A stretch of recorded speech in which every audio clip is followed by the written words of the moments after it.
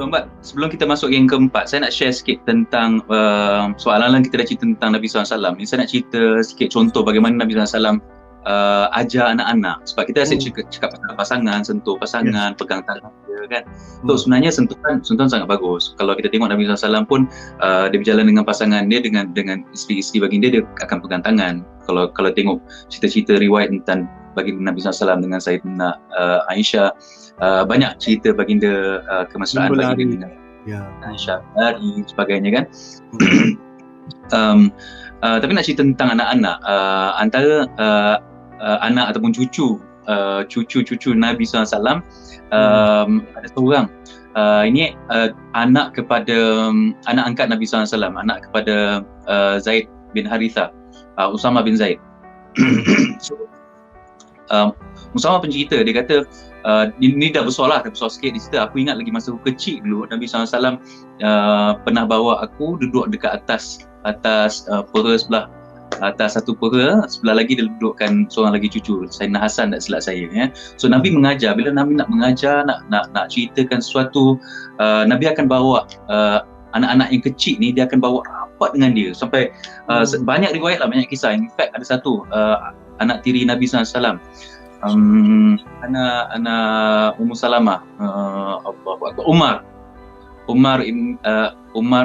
anak kepada Abi Salamah, Umar ibnu Abi Salamah. So Umar bin Abi Salamah ni, dia satu perangai dia masa dia kecil.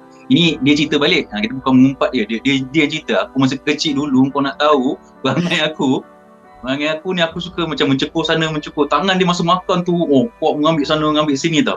So dia kata apa yang Nabi SAW buat, Nabi masa tu dia kecil, Nabi yang blur dia sebab kematian ayahanda dia kan.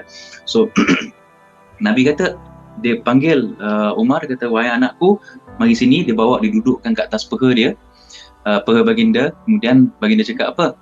Baginda nasihat dia kata, baca bismillah, makan dengan tangan kanan dan ambil makanan yang paling dekat dengan kamu. So Nabi didik tu, dia punya penuh kasih sayang, sentuhan rapat betul dengan badan. Dia bukan macam, apa ni? Kau apa jangan. So Nabi SAW pernah sebut, dia kata barang siapa yang tidak mengasihi tidak akan dikasihi. So kalau kita nak anak-anak kita sayang kat kita cerita pasal ilmu pengasih ni, macam mana kita nak bagi orang kasih dan sayang kepada kita.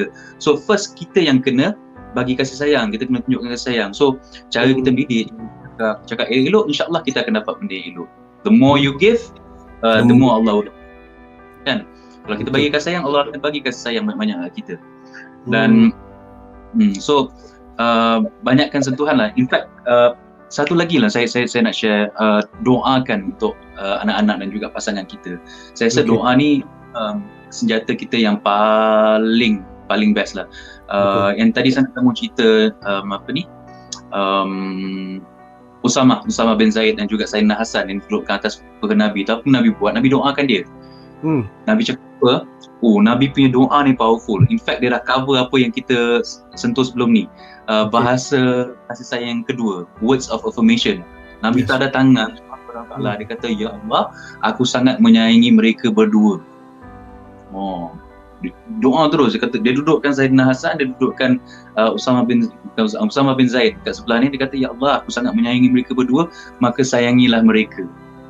So Nabi punya doa, such a beautiful thing kan. So apa yang Nabi buat physical touch. Nabi buat rapat, duduk atas pera, dipanggil, duduk kiri kanan, kemudian Nabi tak ada tangan, words of affirmation. Dan bukan affirm kepada mereka saja, dia affirm kepada Allah Ta'ala. Dia kata, ya Allah, aku sayang dia orang ni kan, maka sayangilah juga mereka. So saya rasa of course benda ni ditulis oleh pakar-pakar psikologi, dia buat kajian. Tapi kalau kita kaji sirah Nabi SAW kan, Nabi punya example tu sangat-sangat beautiful. So mudah-mudahan kita terinspirasi dengan apa yang Nabi SAW buat, dan kita juga rasa terpanggil untuk buat. Sebab Nabi ini dekat di hati kita. So kalau kita ambil ilmu barat, kalau saya beritahu ini daripada John Chapman, pakar-pakar psikologi, mungkin siapa Chapman ni kan, ataupun ini daripada Azam Sabtu. Siapa Azam Sabtu? Azam Sabtu bukan di hati kita. Tapi bila Nabi SAW yang cakap, Nabi SAW yang buat, kita terasa terpanggil nak buat. In fact, bila kita buat, kita ni, dengan asbab kita nak ikut Nabi SAW, kita akan dapat kasih sayang yang paling tinggi darjat ni, which is kasih sayang Allah Ta'ala kan.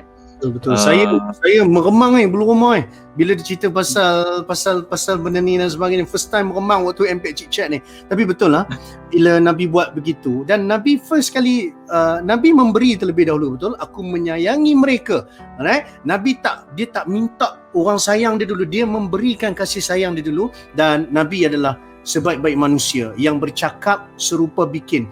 Dia cakap dan baginda cakap dan baginda lakukan. Jadi bila baginda kata man la yarham la yurham, alright, barang siapa yang tidak mengasihi maka dia tidak akan dikasihi. Nabi sendiri dah tunjuk kepada kita contoh ikutan yang terbaik, uswatun hasanatun untuk kita semua.